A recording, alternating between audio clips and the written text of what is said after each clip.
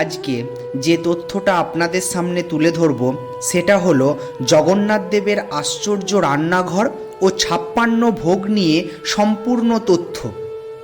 এই ভিডিওটির মাধ্যমে আপনারা জানতে পারবেন এই 56 ভোগ কী কী এবং কিভাবে তা রান্না করা হয় এবং রান্নার পর এত ভোগ যায় কোথায়। প্রথমেই বলে রাখি, রান্নাঘরে রান্নার জন্য কোনো বিদ্যুৎ বা যন্ত্র ব্যবহার করা হয় না। উন্মুক্ত কাঠের আগুনের ওপর অনেকগুলি তেলের ল্যাম্প বা বাতি ঝুলিয়ে রাখা হয়, তার নিচে সেবকরা এসে রান্না করে। এই পুরীতে জগন্নাথ মন্দিরে একদিনে যা রান্না হয় তা একসাথে প্রায় 10,000 লোক বসে প্রসাদ পেতে পারে। এমনিতে 5,000-এর বেশি দর্শনার্থী প্রসাদ পেয়ে থাকে।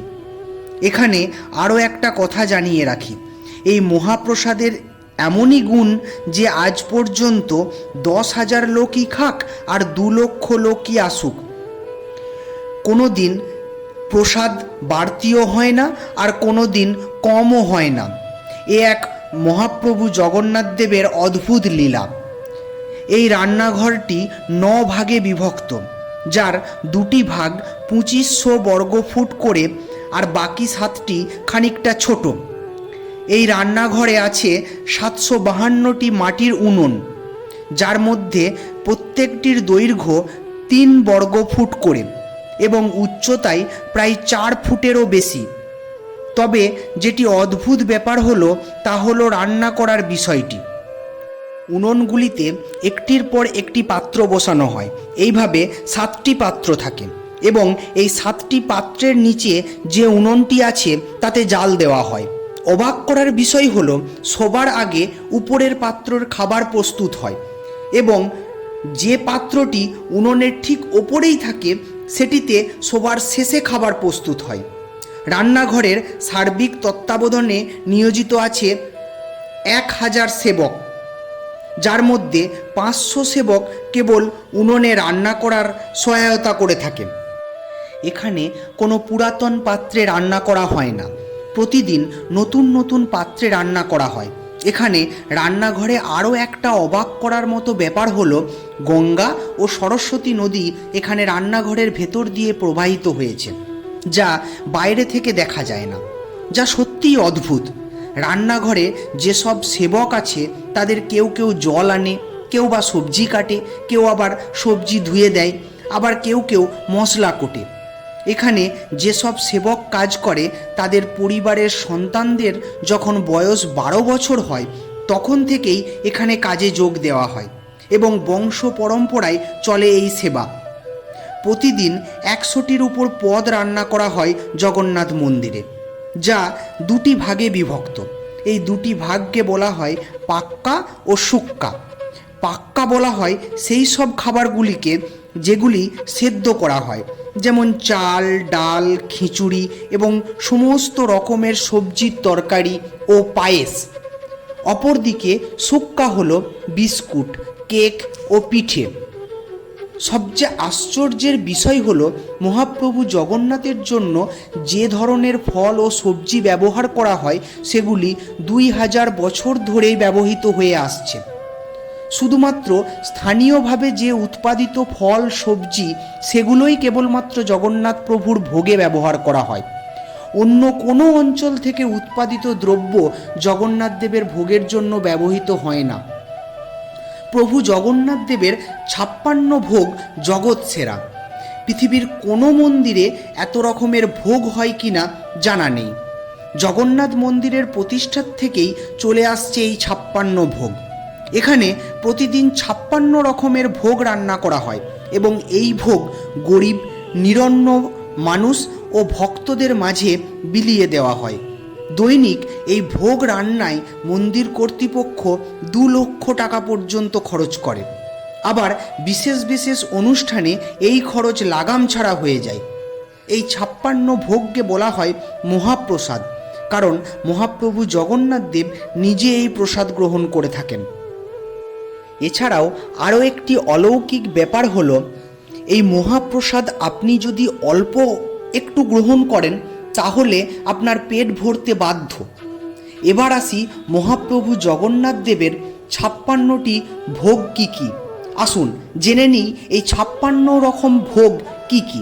56 ভোগের প্রথম ভোগটি হল উক্ষুরা অর্থাৎ মুড়ি, দ্বিতীয়টি হল নাড়িয়া কোড়া অর্থাৎ নারকেল নাড়ু, তৃতীয় খোয়া অর্থাৎ খোয়া ক্ষীর, চতুর্থ দই, পঞ্চম পাঁচিলা কাঁদালি অর্থাৎ টুকরো টুকরো কলা, ষষ্ঠ কণিকা অর্থাৎ সুগন্ধি ভাত, সপ্তম টাটা খিচুড়ি অর্থাৎ শুকনো খিচুড়ি, অষ্টম মেন্ধা মুন্ডিয়া অর্থাৎ বিশেষ ধরনের কেক, নবম বড়াকান্তি অর্থাৎ বড় কেক, দশম মাথাপুলি অর্থাৎ পুলি পিঠে, 11 নম্বর ভোগটি হল হামসাকেলি অর্থাৎ মিষ্টি কেক, 12 ঝিলি অর্থাৎ এক ধরনের প্যান কেক, 13 এন্ডুলি অর্থাৎ নারকেল দিয়ে তৈরি কেক,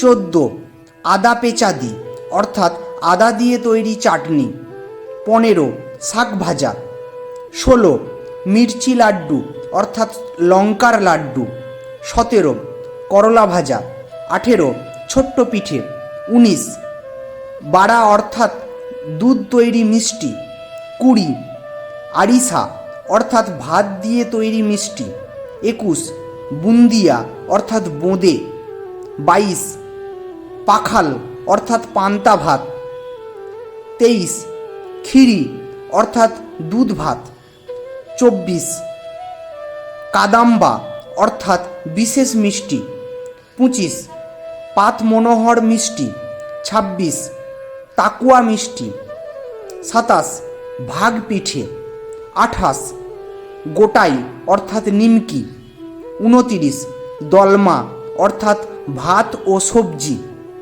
30 কাকারা মিষ্টি, 31 লুনি খুরমা অর্থাৎ নোনতা বিস্কুট, 32 আমালু অর্থাৎ মিষ্টি লুচি, 33 বিড়ি পিঠে, 34 চোরাই নাড়া মিষ্টি, 35 খাস্তা পুরি, 36 কাদালি বড়া, 37 মধুরুচি অর্থাৎ মিষ্টি চাটনি, 38 সানা আরসি অর্থাৎ রাইস কেক, 39 পদ্ম পিঠে, 40 পিঠে, 41 কনজি অর্থাৎ চাল দিয়ে তৈরি বিশেষ মিষ্টি, 42 দাহি পাখাল অর্থাৎ দই ভাত, 43 বড় আরসি, 44 ত্রিপুরি, 45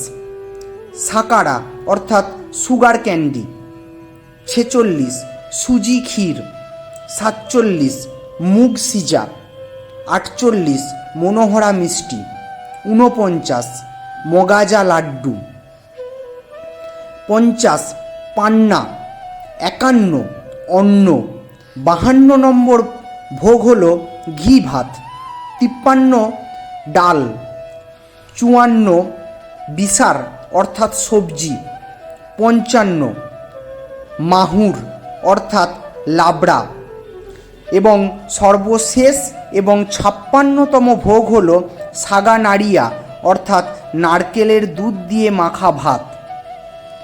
নমস্কার, আজ এতটুকুই। আমার এই ছোট্ট চ্যানেলটির এই ভিডিও যদি ভালো লাগে প্লিজ আমাদের এই চ্যানেলটাকে সাবস্ক্রাইব করুন এবং আপনার একটা সাবস্ক্রাইব আমার আরও নতুন নতুন ভিডিও বানাতে আমাদেরকে সাহায্য করবে। ভালো থাকুন, সুস্থ থাকুন। জয় জগন্নাথ।